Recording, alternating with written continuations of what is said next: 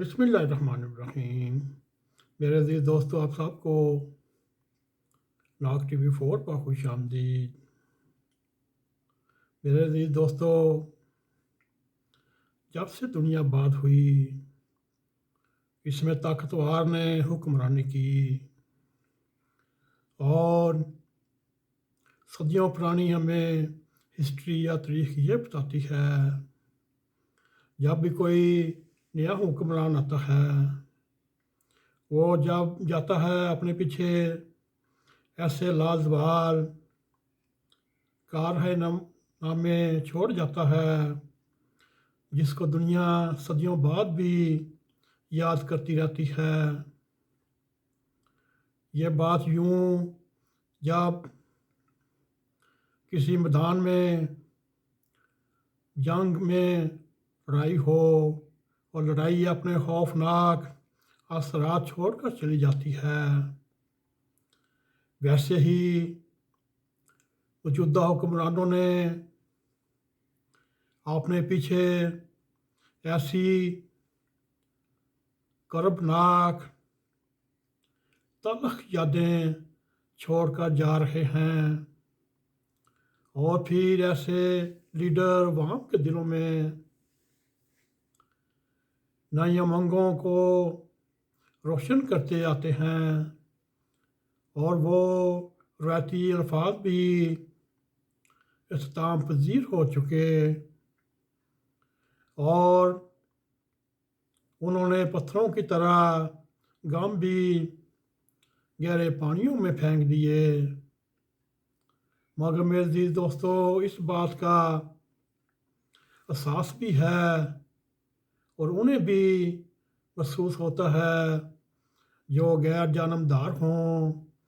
جو اچھے برے کی تمیز کرنا جانتے ہوں،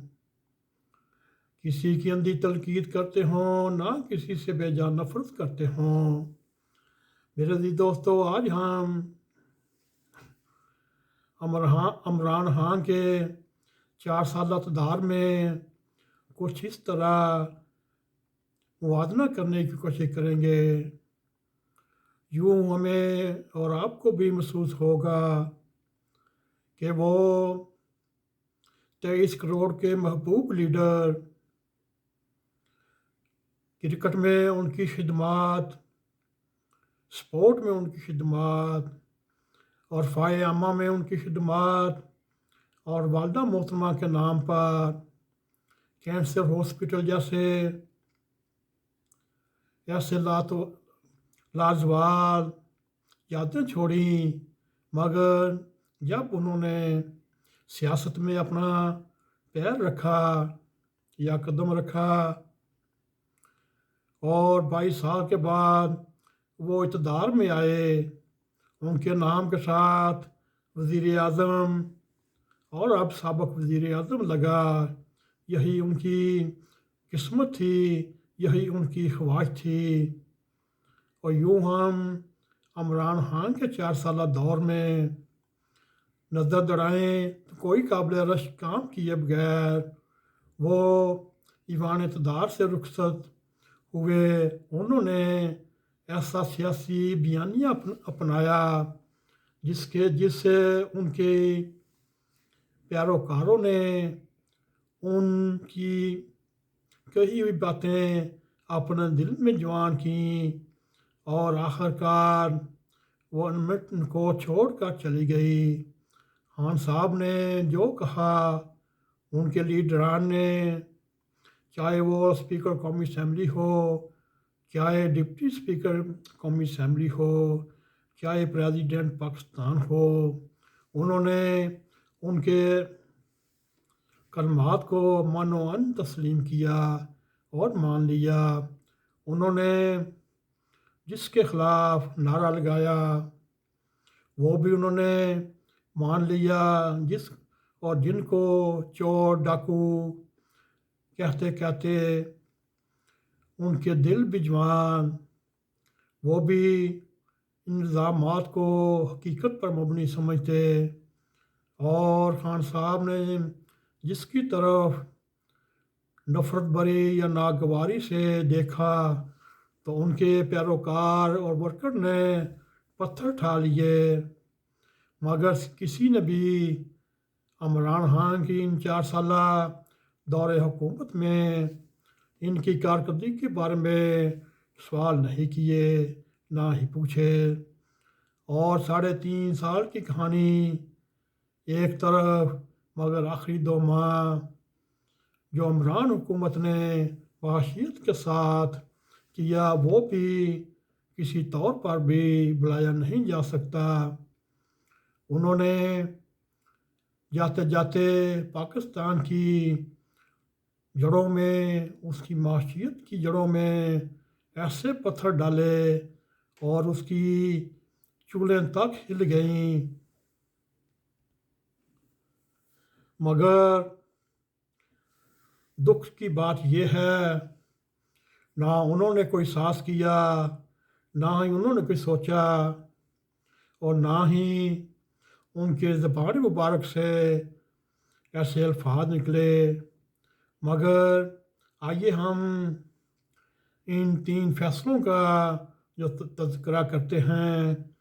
جو جب بھی تاریخ میں عمران خان کا وزیر اعظم کے طور پر نام آئے گا، اور یہ 3 مسئلے ان کے ساتھ ہی اوپر کر سامنے آ جائیں گے، اور ان کے ایسے اقدامات سے معاشی مشکلات آسمانوں کی طرف پرواز کر گئیں۔ ڈالر آسمان پر F-16 یا JF تھنڈر کی طرح فضاؤں میں کلا بازیاں لگاتے رہے، اور دیکھتے ہی دیکھتے وطن عزیز میں مہنگائی کنٹرول سے باہر ہو گئی۔ میرے عزیز دوستو، آئیے ہم مختصراً ان 3 اقدامات کے بارے میں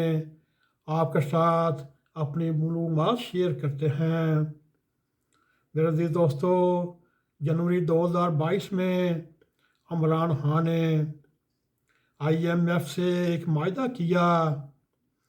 جو لگ بھگ $1 ارب کی قسط بھی وصول کر لی، اور اس معاہدے کے تحت حکومت نے IMF کی مختلف شرائط تسلیم کیں۔ ایک یہ پٹرولیم لیوی کو ہر ماہ $4 بڑھا کر 6 ماہ میں $30 تک لے کر جانا ہے۔ دوسرا، جنرل سیل ٹیکس کی چھوٹ بھی ختم کرنی، اور ہر شعبے میں مساوی طور پر 17% ٹیکس عائد ہوگا۔ اور 3، بجلی کے نرخ یا ان کی قیمتیں بڑھائی جائیں گی، اور جو ملک عزیز میں ترقیاتی کام ہونے ہیں، ان کاموں سے $200 ارب کا کارچھڑ لگا کر خزانے میں داخل کرنے ہیں، اور 5ویں اسٹیٹ بینک کو خود مختاری دی جائے گی۔ میرے عزیز دوستو، یوں عمران خان حکومت کے فروری کے مہینے میں $1 ارب کی قسط وصول کر لی، مگر معاہدے پر جزوی طور پر عمل کیا۔ اور جب عمران خان کو اور اس کی حکومت کو احساس ہوا اب ان کا جانا ٹھہر گیا ہے، تو حکومت نے 28 فروری کو پٹرول، ڈیزل اور بجلی کی قیمتیں جان بوجھ کر کم کر دیں، اور حکومت کو شاید یہ اندازہ نہیں تھا اگر ایک بار IMF سے معاہدہ ختم ہو جائے یا اس کی خلاف ورزی ہو تو اس کا مطلب کیا ہوتا ہے، اس کے نقصانات کیا ہوتے ہیں۔ اگر IMF یا کوئی بھی عالمی ادارہ آپ کو بینکرپٹ کر دے یا بلیک لسٹ کر دے، پھر آپ سوچتے رہیں گے کہ دنیا کا کوئی بھی ملک آپ کو قرضہ دے گا۔ حقیقتاً یہ نہیں ہوتا۔ جو ہمارے باخبر ذرائع کہتے ہیں، حکومت نے IMF سے بالا سعودی عرب اور چین سے بھی قرضہ مانگا، مگر آگے سے انہوں نے یہ ٹکا سا جواب دیا، پہلے اپنے IMF سے معاملات درست کریں، اس کے بعد پھر ہمارے پاس آئیں، پھر شاید آپ کو ہم قرضہ دے سکیں۔ اسی لیے اس وقت ساری باغ دوڑ کی جا رہی ہے، مہنگائی کے دروازے وہاں پر کھولے جا رہے ہیں یا اپنے آپ دروازوں کے قد بڑے لمبے ہو رہے ہیں، اور موجودہ حکومت کی یہ کوشش ہے IMF کی ناراضگی کم ہو تاکہ انہیں قرضے کی اگلی قسط مل سکے۔ ہم بڑے وثوق سے کہہ رہے ہیں، ہمارے باخبر ذرائع کا یہ کہنا ہے، اگر PTI حکومت اس معاہدے کی پاسداری کرتی تو آج میرے عزیز دوستو وطن عزیز میں ڈالر بے لگام ہو کر عوام کی مہنگائی کو اتنے جھٹکے نہ سہنے پڑتے۔ یہ تھا ایک، اور دوسرا جو ان کی شرط ہے وہ ہے سابق حکومت کو پٹرول ڈیزل بجلی پر سبسڈی نہیں دینی چاہیے، اس میں کوئی شک نہیں۔ اس رعایت میں عام آدمی کا فائدہ ہوا، مگر ہماری معیشت اور حکومت اس جاری رعایت کی متحمل نہیں ہو سکتی۔ لیکن کتنے عجیب و غریب بات ہے، عمران خان نے اپنے 3.5 سالوں میں عوام کو کہیں تھوڑا سا بھی تکلیف نہیں دیا، مگر وہ جاتے جاتے ڈیزل اور پٹرول تک ٹیکس وصول کرتے رہے، اور 15 فروری 2022 کو جب پٹرول کی قیمت $91 تک پہنچی تو حکومت نے قیمت میں 150 فی لیٹر سے بڑھا کر 160 کر دیا، جس میں $18 لیوی ٹیکس شامل ہوتا۔ مگر کمال کی ضرورت دیکھیے، جب ان کی حکومت جاتی کنفرم ہوئی، انہوں نے نہ صرف قیمت کم کی بلکہ اسے بجٹ تک فکس کر دیا۔